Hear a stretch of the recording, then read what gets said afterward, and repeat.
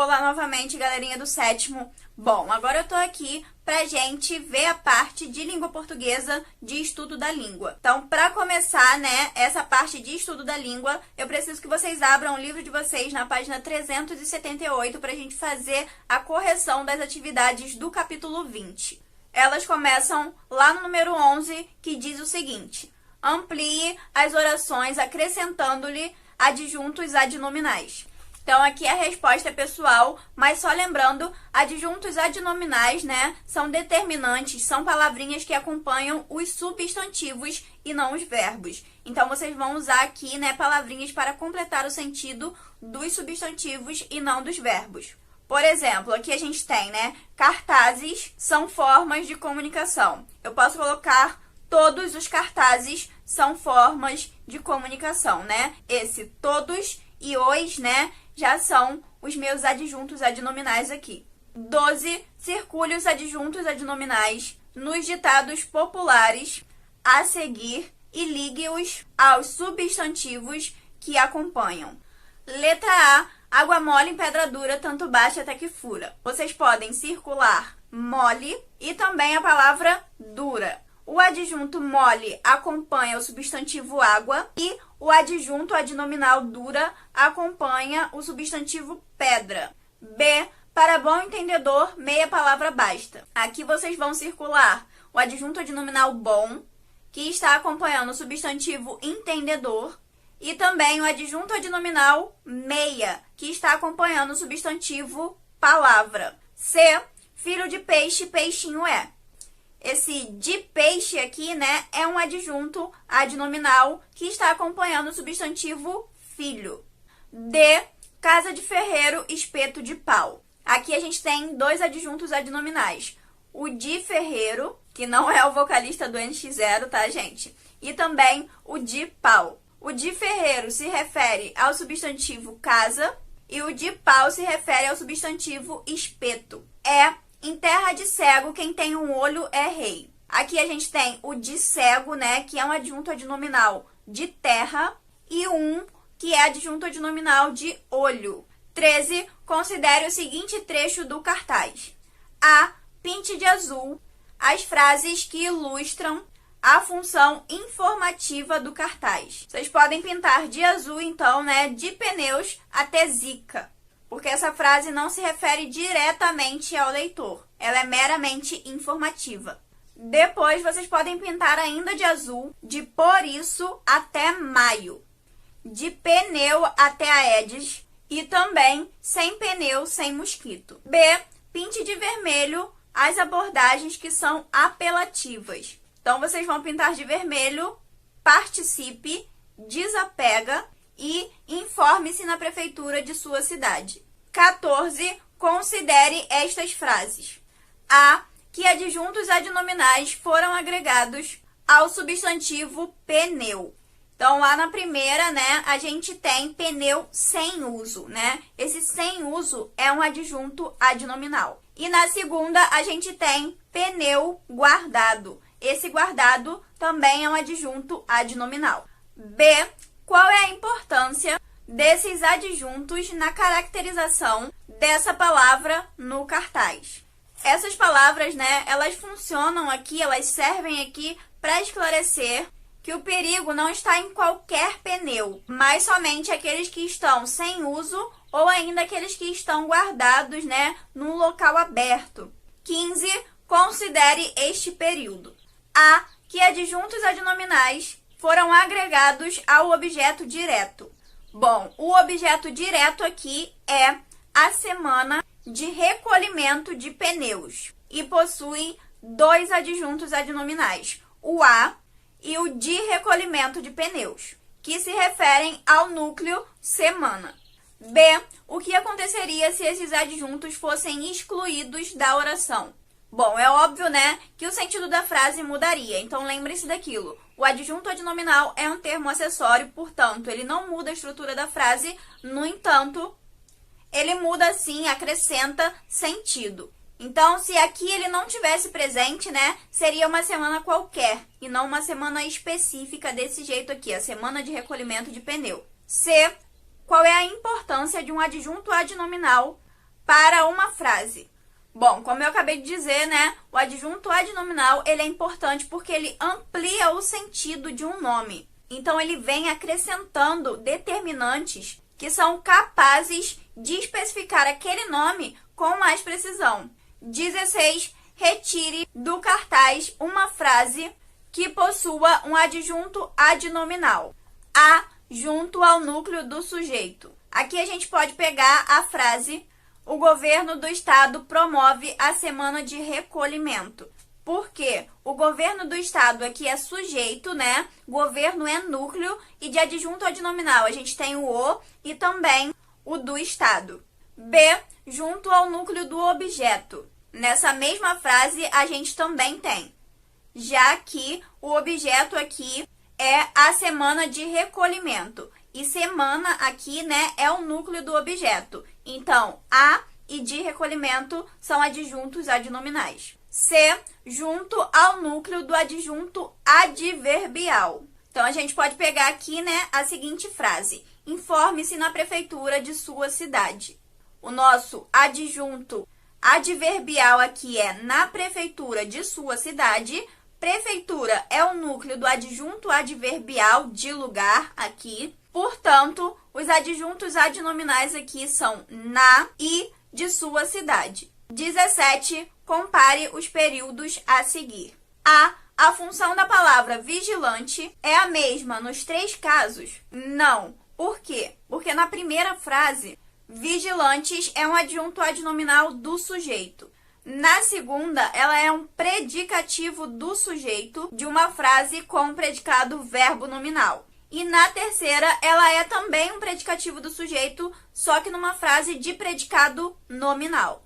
Terminada essa correção, a gente vai até o capítulo 21, ver o conteúdo de complemento nominal. Bom, a gente já viu, né, que existem verbos que pedem sempre um complemento. Nesse caso, né, os verbos transitivos que pedem ou um complemento direto ou um complemento indireto, ou ainda um complemento bitransitivo, que seja direto e indireto ao mesmo tempo. Porém, não são só os verbos transitivos que necessitam de um complemento, visto que alguns nomes, né, eles carregam em si também uma transitividade. Ou seja, eles também precisam de outras palavras que completem o seu sentido. E a essas palavras, né, nós chamamos, portanto, de complemento nominal. Então, a gente está falando aqui, né, de nomes que recebem, que necessitam de um complemento. E que tipos de nomes são esses? São só substantivos? Bom, existem três tipos de nomes, né, que pedem um complemento, que são os substantivos abstratos, aquelas coisas, né, que existem apenas no campo das ideias, que a gente não pode tocar, que a gente não pode ver. Os adjetivos, né, também podem exigir um complemento. Lembrando que adjetivo é aquela classe que classifica, que caracteriza alguma coisa. E também os advérbios podem exigir um complemento. Lembrando também que advérbios são palavras ou expressões que expressam, que retratam circunstâncias. E aí podem ser circunstâncias de tempo, de lugar, de modo, enfim. Lá na página 388 do livro, né, vocês podem ver um exemplo com cada uma dessas classes, desses nomes. Mas assim, a gente falou, né, das classes, dos tipos de classes que pedem, que podem pedir, né, na frase, na oração, um complemento. Mas que tipos de classes, né, representam esse complemento? Exercem, portanto, essa função de complemento de um nome. Bom, essa classe é sempre, gente, mas sempre o substantivo. Ou, no caso, né, que pode acontecer, uma outra palavra ou expressão com valor de substantivo. É importante que vocês saibam ainda, né, que o complemento nominal é sempre ligado ao que vem antes, né, a palavra que vem antes, por meio de uma preposição. Aqui, né, nos exemplos acima, por exemplo, a gente tem as preposições de, a preposição do, né, que é a contração do de mais o o, e também a preposição nos, que é a contração de em mais os. Ciente disso, vocês vão responder as atividades de fixação, tá? Que vem logo depois desse conteúdo do capítulo 21. E aí, essa semana a gente ainda vai ver um outro conteúdo, que é o conteúdo de estudo da língua do capítulo 22. E esse conteúdo aqui é um pouquinho mais leve, né? Um pouquinho mais fácil de se entender, pelo menos pra mim, né? Do que o conteúdo de complemento nominal. Mas qualquer dúvida, tá, gente, sobre os dois conteúdos, é só vocês deixarem aqui embaixo para eu saber e poder responder.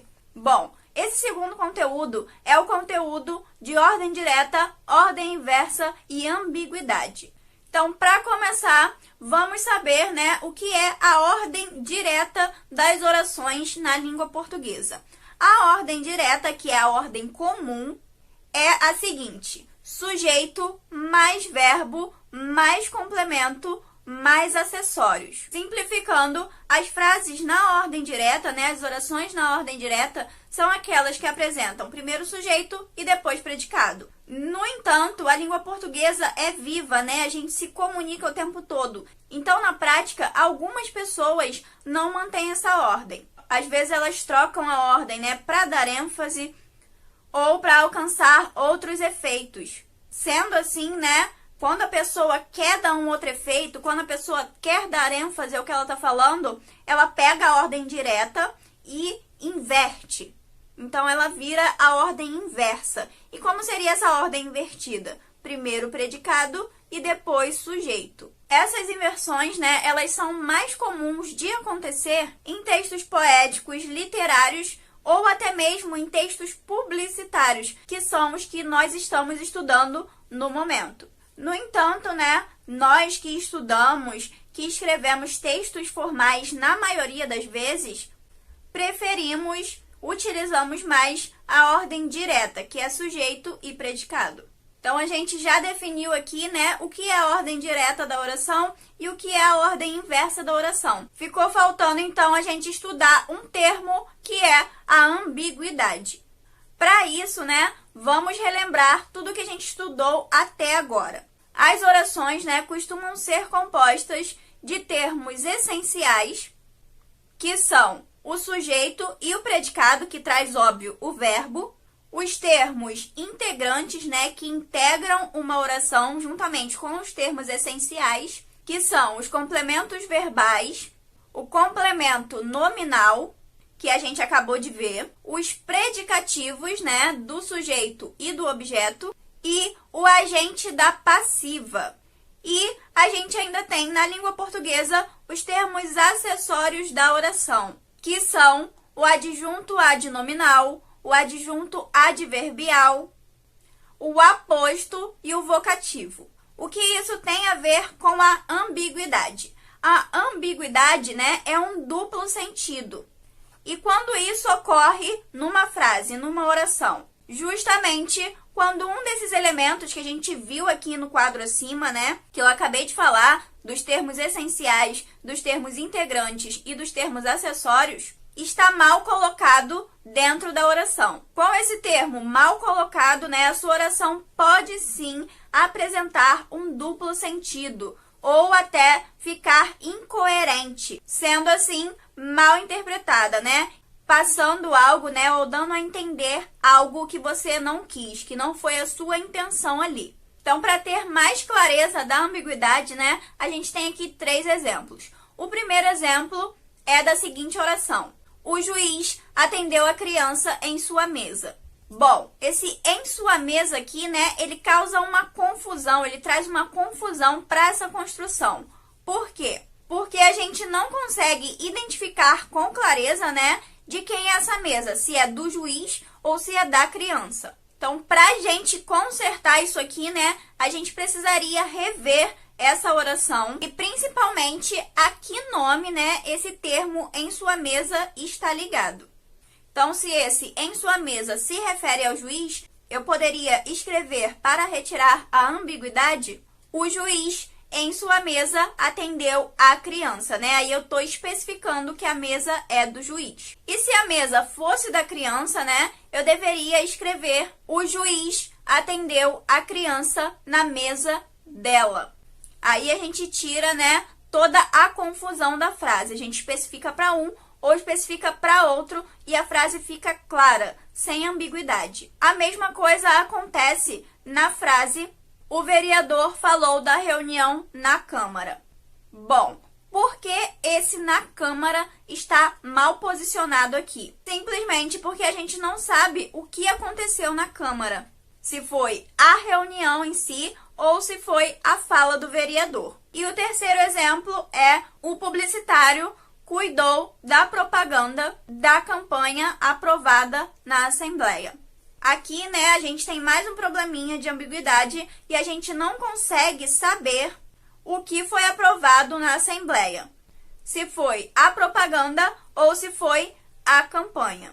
Só para a gente amarrar tudo aqui, né, o nosso conteúdo todo, esses exemplos de ambiguidade servem para a gente ver que a ordem direta, sujeito e depois predicado, é a mais indicada quando a gente deseja ter uma clareza nas informações. Então, para evitar ambiguidade, é bom que a gente escreva na ordem direta. No entanto, somente escrever na ordem direta não faz com que a sua frase não tenha ambiguidade, que ela não fique confusa, que ela não fique incoerente. Então, para além de escrever na ordem direta, é bom que a gente fique bem atento aos verbos e aos nomes ali, né? E os complementos ou os outros termos que os completam.